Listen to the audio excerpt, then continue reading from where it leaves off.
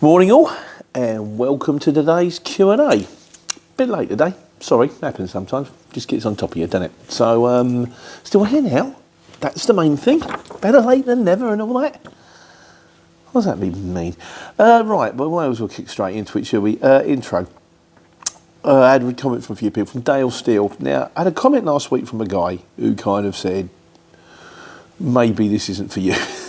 not too many words, like, you know. So a couple of people, I just read them out. I don't judge, I just read them out, and I read the good ones, the bad ones, the ones that are against me, the ones that are for me. I try to keep the channel as balanced as possible. Dale Steele says, I'd rather struggle through to build my own business with my own trucks like Pete than be a know-it-all with the comments slagging him off, who probably sits in an office of a big corporation and will do nothing with his life apart from saying yes boss, no boss. If it isn't for people like Pete pushing himself forward to the end, we'd end up with nothing but big corporations having everyone's pants down. That guy has no business giving any advice about running trucks. The man's never done anything ever. And Misc says, keep it up. Good, honest, hard-working men. Don't worry about pessimistic people. They're just idiots. Now, in defence to the guy, I don't know. For all I know, it was his company, and he built the whole thing up. And he may have a point. I mean, to the stage that, I was looking at it now. I've been doing this for over 5 years now, and I've started to have a look at it and think, I have probably made some terrible mistakes along the way, to the stage that, you know, I built up to 5 trucks. Like the fisherman's story, it's now 1. I had the chat with Roy. I went, it's not working, mate. It's just going to be me. So I'm literally going back to owner-driver. Just me, 1 lorry. And on top of this, I've elected to get away from the factoring company. So now what I've had to do, I've had to borrow some money off a friend of mine, and I've got 2 trucks to sell. But I've got to have enough. For the first time in my life, when I was a market trader, you get stock, you go to work, you take the money that day. And then when I started on the exchange a million years ago, Tony said, get a factoring company. I said, Tony, I can't work for like 2 months without getting paid. I haven't got any money. Get a factoring company. I've always got paid that day for the work I've done. So the first time forever now, I'm having to invoice people. So I'm not going to see any money coming in for the next 2 months. And I have to say, it's nothing short of terrifying. But I'll get all the money rather than the factoring company taking their percent. It's only me, so it'll be much easier to control the jobs and see who pays what and when. And it will simplify things. I'm trying to simplify my life. I God only hope I can make it through. But I have support. I have family. I have friends. I have support. So here goes. Anyway, and also Jeremy Hawkes says, I thought this was a reasonable point, in fairness, because Jeremy Hawkes, he said, I'm not very happy about the criticism of old gear. Nolans of New Ross Island have been running older trucks for donkey's years. They've run 3,000 trucks, and none of them are newer than 10 years old. They have become one of the richest trucking families in Europe and one of the richest families in Ireland. I have always made good profit in antique vans. I mean, this is the thing, isn't it? You can run an antique van. You can run removal firms. We'll run green painted old Bedford lorries because they look cute, they look nice. And if it's not, to me, it's not how old the vehicle is, it's how well maintained it is. If you've got a vehicle that's 10 years old and you take it into the garage and you replace the engine and the gearbox and you replace everything, it might still be 10 years old, but it's not actually, it's brand new. The shell's 10 years old. The truck itself is brand new. It's the thing about the boat, isn't it? It's Jason and the Argonauts boat has been preserved, and every year a piece of wood rots, so they replace it with a replica piece of wood until the stage that the last piece of wood rots, and they replace that with a replica piece of wood. And then, is it still the original boat? Because the whole thing's been replaced, it's Trigger's broom. And if it's not the original boat, at what stage did it stop being the original boat? Philosophical question there for you. There you go. Pete's Philosophical Steakhouse. And a Partridge reference. Right, so we got a question of the week. We're going to come down to that. So I wanted to start, I keep meaning to do these for TikTok and the thing, and I haven't. I will. I've got one, really good one. I might put it out this week. On a cheap way of getting a chock for your pump truck. This guy trucked up. I went, is that what I think it is? I went, that's brilliant. We'll put that one out for you next week. I'll try and remember to put that one out next week. Last week's mistakes. We got our last week's mistakes today. Of course we have. That was Dale who mentioned 18-ton Arctic. What's one of those? And Brian, hello Brian, sarcastic. I'm going to start calling you sarcastic Brian, I think. This is Ian's dad. He's sardonic Brian, maybe. He said that's one of the new ones. Yes, I've got it wrong. I always get it wrong. So anyway, first day back, because I am back, baby. I'm out driving a lorry again now. We're out in Maxine in the 18-ton. Very happy. Leachy said, I take it this video was the one before the massive incident. Yes, this was the one before the massive incident and the minor incident, which happened straight after. And we'll come on to that one. Tony Mason said, I had the same job working at Worthing to Somerton, collecting gear as you did. Yeah, just picking it up from Tesco's and bringing it back, like, you know, it's easy enough. David Goodfellow says, the exhaust brake is normally on the right-hand stalk to put it down. Steve Campbell says, on the CF, the exhaust brake is on the right stalk where the wipers on the LF were. And John Franklin says, I'm doing my test tomorrow. I'm learning the foot button by the left radio and the stalk on the steering wheel is the exhaust brake. And finally, Nick the Urban Trucker, more informed people, says, on the older trucks like yours, the exhaust brake on the manuals is next to the clutch pedal. It's a bit like a footrest with a button on top of it. But you need to switch it on. You need to switch on the exhaust brake by moving the right-hand stalk down a notch. The tachograph you had was a Stonebridge, I believe. And the red interior light can be turned by switching the crescent moon with the light symbol on the dashboard. Yeah, I worked that one out. I worked out how to change it on the dashboard.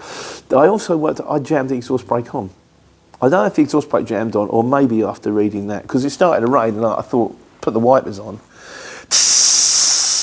I know, I'm thinking, I'm in Bristol and my exhaust brake's jammed on, I can't get it off. And maybe what it was is maybe it was to do with the pedal as well, I don't know. But yeah, the long and the short of it is, I panicked and rang Mark the mechanic, and he said, you're going to have to jack the cab up and knock the piston if it's stuck on. But I turned it off, and then when I turned it back on, it just reset itself, it went off. The long and short is, again, the exhaust brake is no more. I've had it removed. Because I thought I'd rather not have an exhaust brake than have an exhaust brake that decides to stick itself on when I'm in Derby. And then by the time I get home, it's melted the pipes and I've got to be recovered. I'll just go for extra. I don't. The mechanic says, he says, I'll take it off. He says, you don't need it. So yeah, no more exhaust brake. So I've now got a great big stalk for no apparent reason. What if you could set it for something else? You know, like air horn or something, that'd be good, wouldn't it? Leachy says, I like the idea of the tablet. Do you need a SIM card or can you connect via Bluetooth? It has got a SIM card in it. It runs out September time. What I can do is I can hotspot it to my phone, but it's kind of a palaver. So I think what I'll do is I'll find out what the cheapest SIM I can get on it is, and then I'll just share the data. I mean, you can get SIM cards. My mate Nigel's got SIM cards unlimited for like 11 quid. So for that, it's kind of worth it. Nick at London Creative says, why don't you turn the tablet sideways? You have horizontal rather than landscape. You can have a wider view. You can, but the thing is what I've done, because I run two apps at the same time. I run a lorry app and a normal app. So rather than being like that, I've got two like that. So I have actually got it as landscape rather than portrait, but I've got one on top of the other. It works. It does work. A white man event said, have you been going to the gym? Your shoulders look like gym bro. No. I stopped going to the gym when I started in the office, thinking I'd have loads of time. I could get an office in the gym. I could call it the back cave. No, had no time at all, and I haven't been back since. I don't like it. I don't know, people say they enjoy the gym. I don't enjoy it. Basically, I think if you could take a pill tomorrow with no side effects that made you look good naked, would you ever? I think gym membership gyms would close overnight. I don't think anybody enjoys the gym. We do it because you want.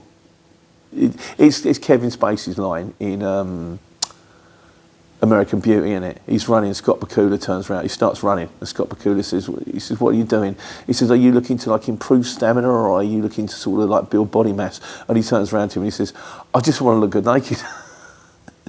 So yeah, Tiffy Oso Cornwall says, "Hi Pete, great video. In my opinion, a day in life is much more enjoyable viewing, and your MX-62 looks tidier than the other one." Yeah, no, I've got to be honest with you. Veronica was a tidy truck, and she's coming up for sale, and she's going to have a 12-month MOT on her. So if anybody wants a good, tidy truck, let me know. because I'm literally only getting rid of it because I'm downscale. She's done about 300 and something thousand miles. The mileage isn't even that high. It's not low, but it's not high. But she's a decent lorry, that one. I mean, part of me thinks, would you keep it as a spare? But then you're just sitting there, isn't it? Extra parking, extra insurance, extra everything, just for something sitting there depreciating. Don't make no sense to me. And Dale Steele says, if you want your channel to grow, you need more day in the life driving. That's what's popular. Well, gentlemen, this has all the makings of your lucky day, because I tipped in Lidl's the other day. And I remember once doing a video about tipping in Lidl's, but that's just me standing in front of it going, I've just tipped over there. Done the whole thing. And yeah, I've just done another one. I've done a couple of them. If that's what people want to see, what life is like out in a lorry, who am I?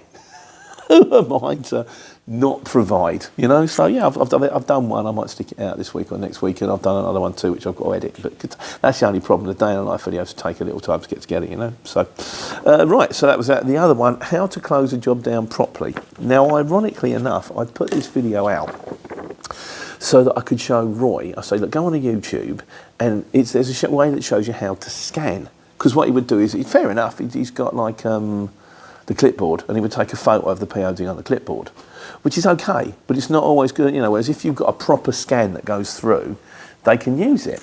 But then, of course, then I've changed my mind and went, Roy, no, sorry, it's just me now. He was all right about it. I still hate you, you know. I kind of told him it might be the case when we downscale with the others, like, you know, so. Anyway, Leachy says, why don't you get them to sign the POD on screen once you've taken their name and after it's been delivered? I do the whole thing on my phone, unless the shipper asks me to scan the POD or on the odd occasion post the invoice. I do the whole thing on my phone. I just don't get them to sign on the phone. I stopped getting them to sign on the phone when COVID came in, because people didn't want to touch other things in case they got diseases, and I haven't gone back since. So what I do is I just get them to sign a piece of paper. You can, if you want, you can zoom in on the scan on the piece of paper. The scan option gives you an option to zoom in, so I can zoom in on the signature should I need to, but it seems to be the best way for me. Squashy says, how long do you keep the PODs before disposing of them? Is there a time limit? How long do you have to hold them? I would say 6 months. I would say if you just get the stack to keep going up, and then when it gets up to 6 months, take a month out the bottom, or 7 months, take a month out the bottom and put the one on top. To be honest with you, if anyone comes up to you and says, you did a job for me 7 months ago, I need the POD, I think you're quite within your right to turn around and go, are you joking? 7 months ago, and you're chasing me for it now. What, you telling me they haven't paid you because you haven't had a POD and you've left it 7 months? So I'd say 6 at the outside. But I think that's a question of the week. So I'm going to try and do a little shorty one on that one. White Man in a Van says, I've not automatically posted a POD in 1.5 years now. Instead, I attach it to the job. Also, my bids, I add a note to say that if you need to post a POD, I will charge you £1.60 on top of the agreed price when I win the job. I tell them that over the phone as well. Funnily enough, the vast majority say don't post it, and only a couple of times I've had jobs cancelled. That's the thing though, isn't it? I mean, what you're going to tell them, so you got the job in, it's ideal, it's round the corner, it's worth 60 quid, you go, oh, it's going to be £61.60, they go, I'm not paying it. Go, I'll forget it then. Really? You know, I think the best thing to do is, I mean, also try to keep on top of after a while you get to know who needs the original paperwork back. And sometimes they do. Who wants paper PODs, who wants this, that and the other. Again, it's going to be a lot easier when it's just me, rather than 4 drivers going, what's going on here? Like, you know, so we shall see. Steskeep says, you don't need to save the paper PODs, as you can retrieve them late and you can find them on the 6th and print them off. The problem with this is some customers, not necessarily shippers, some customers require the original paperwork back. And if they require the original paperwork and you haven't got it, they'll go, we're not paying then. So best to keep as much paperwork as you possibly can. That's reminded me, I've got to dig one out for Roy. He had a POD, but they also want the packing list. Okay, I'll see if we've got that then. Shane Hardy says, seems like a good way to save time.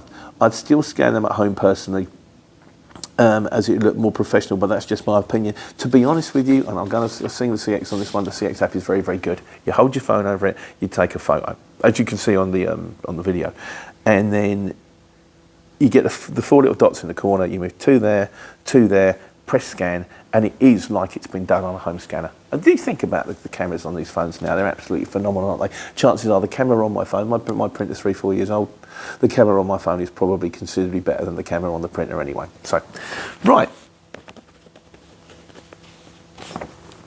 Wise guys.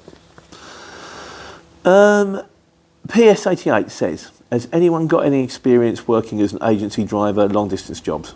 I haven't, but if anybody has, can we talk to PS88 and let him know what the score is?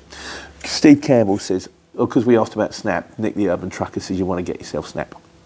He said, I use Snap when I run van and minibuses. Mainly came in handy for tolls in my case, but Snap is like a credit card for tolls, recovery, washing, parking, that kind of thing. So it's just one of those, like a credit card for truck stuff.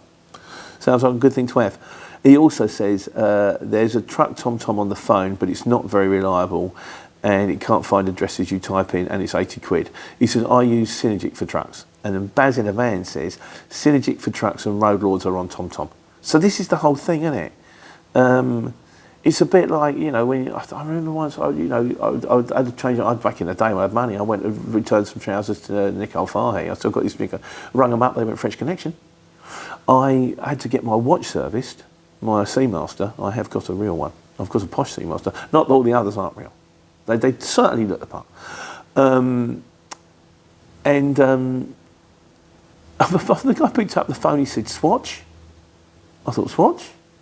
Okay. It's the thing, it's all the same stuff. They've just rebadged it. You get the black T-shirt with Armani on, you get the Calvin Klein. I'll tell you the Calvin Klein story one day about the Calvin Klein cabbage, the boxer shorts we used to have. I had a mate called Calvin. His name wasn't Calvin, his name was Steve, but we called him Calvin because he sold the boxer shorts. It's another day. And finally, on the Wise Guys, Sergi Singh says, hello sir, one question. This was to do with the taco thing that I used when I started, the taco app, which would sort of log your hours for you. Hello sir, one question. What do you write on your taco ticket if you drive 7 minutes when you need to make a daily rest? If I drive 7 minutes when I need to make a daily rest period. I'll be honest with you, there is a video on how to manage your driver's hours the easy way, and that's what I do. I think they teach drivers hours the wrong way round. I think they say, well, you can drive for 4.5 hours and you've got to get a break. I think what they should say is you can drive for 9 hours or 10 hours, but once you've got up to 4.5, you have to take a break. But if you take 45 minutes after your first minute, you still, because the amount of drivers that I seem to have come across that think that if you drive for an hour and then you take a 3/4 of an hour break, you've lost the 4.5 hours. And it's not the case. You still got 8/9 hours left, depending on your day. But like I say, there's a video on how I do it. So, right, and on the subject of trucks, we're on to trucks now. So, Brian Webb, sarcastic Brian, getting a nickname. In fairness, well, he said, reference to CVA auctions are all online now. No live auction at any site. Did you go down and have a look? The yard was full of rubbish. Scrap, no room to move. It would have been better to go to Tubby's at Rush Green Motors. As for waiting 2 to 3 hours for a truck fitter, anyone with an ounce of sense would carry a spare wheel on the vehicle, 30 minutes fitted, job done. The thing about the spare wheel, and I thought about this myself, is what if you're on a motorway? And chances are, there's a good chance that you could well be on a motorway. It's a bit dangerous changing spare wheel on a motorway, but I still thought, and I have done it. I've done it in a van back in the day. I don't think anything of it. It was a market trader. I've had a puncture. I just, please turn up. Yeah, I'm just changing it, mate. But then I went on one of these driving speed awareness courses, and a bloke turned around and he said, I had a mate who changed the wheel on the motorway. He's done it. I thought, okay, fair play to him. He said, yeah, truck hit him and he died. I thought, oh, that's not really us. But I suppose what you could do, you could carry the wheel and then you could turn around and go, I have a spare wheel. I just need a vehicle to come out and fit it for me. And then you get the guy with the big motor who's got the hydraulic jack and who's got all the lights and the flashing lights so that no one comes and ploughs in the back of him. The other question is, where would you put it? Would you sort of find a way to bolt it underneath the chassis? Or would you put it inside? Because if you put it inside, it's going to be a massive pain moving that wheel every time it has to get to a distribution centre or it's in the way or something like that. But I wouldn't mind putting, and there's also the excess weight. But it's 18 tonne, it's not a big deal, is it really? It's 7.5 tonne maybe. But yeah, I'm curious to know. Anyone carry a spare wheel, and if they do, where'd they put it? Because I think that's a good idea from Sarcastic Brian. I hope you don't mind the nickname, mate. If you do, if you don't like it, I'll change it to something worse. Nah, he's lovely. Case, we're on miscellaneous. KC Courier says, regarding doing event work, he said, I enjoyed doing it. Lots of out of hours work involved. Easy unloading as that's done by the event crew on site. Flight cases can be heavy, so you need a ramp or strong ply lining as the event crew love to throw the gear in your van as fast at 3 o'clock in the morning. Or a tail, of course. Yeah, I know my mate Franz does a lot of event for Ian, I believe. I don't know if he still does it. He's done the bootleg Beatles. He says great. He loves it. So I go out to, been out to Hamburg. I've been out to sort of Amsterdam and places like that. Been around the country. So, but a lot of it is hurry up and wait. You'll get there at 10 o'clock in the morning, get unloaded, and then you'll wait, or you can come back. But a lot of time, if you're doing it in Edinburgh and you live in Brighton, you ain't going to go home, are you? He said, and then you hang around until about 12 o'clock at night, and then they reload you. And then you've got to drive it to the next place, ready to be there for the next morning. So you just basically sleep all day and work all night. But he said the money's good and it's not hard work. It's just very, very unsociable. So it depends on you guys, doesn't it? And Ragtool says, that circuit app, because I promoted circuit for a long time, and I still maintain it's not the cheapest, but I do believe personally it's the best multi-drop out there. I don't get paid by them anymore. I'm just telling you it because I think it's true. But I'm not Mr. Multi-Drop anyway. I only ever did, really, the most drops I ever did a day, other than when I was doing the Argos, and 3 or 4 occasions. He sort of, I didn't do that much, but he said, he says, more like a circus. Also, you said you would put your first drop in the middle of the van. Yeah, good luck when your van is full out of order. I think I was just saying that just to demonstrate how it works. I wouldn't seriously put my first drop in the middle of the van, would I? I'd put it right near the edge or in the cab if I could get away with it. What a waste of words and time, mate. It's not, it's my personal opinion. Some of this stuff is my personal opinion. Some of this stuff is the wise words of other people. It's just a forum. We just talk. If it doesn't work for you, it doesn't work for everybody. And finally, in this week's conclusion, W12 says, is that the cat sneezing? It was the cat sneezing. None of them sneezed this morning. They're all quite happy. And Casey Courier says, sounds like your cat has hay fever. No, it's probably dust. So that's it. So it's just me now. Me and the lorry. The new regime. Trying to get everything shut down. Trying to run for 2 months with waiting for invoices to come in. I'll give you an idea, because everyone said, how much money do you need to run on the exchange? I will now get an idea. I know some firms, because you look at the factoring company, I did a firm for one job. I looked at it when I got home, they'd already paid. I thought, how lovely that you wouldn't actually have to you just do the job, pay the job, do the job. You wouldn't have to worry about who has to be paid where and when. I'm all over the shop with that one. But hopefully I'm going to get through it. Hopefully by Christmas, 2-3 months, I'll have everything tuned down, locked down, simplified, and have a simpler way to take care and take money.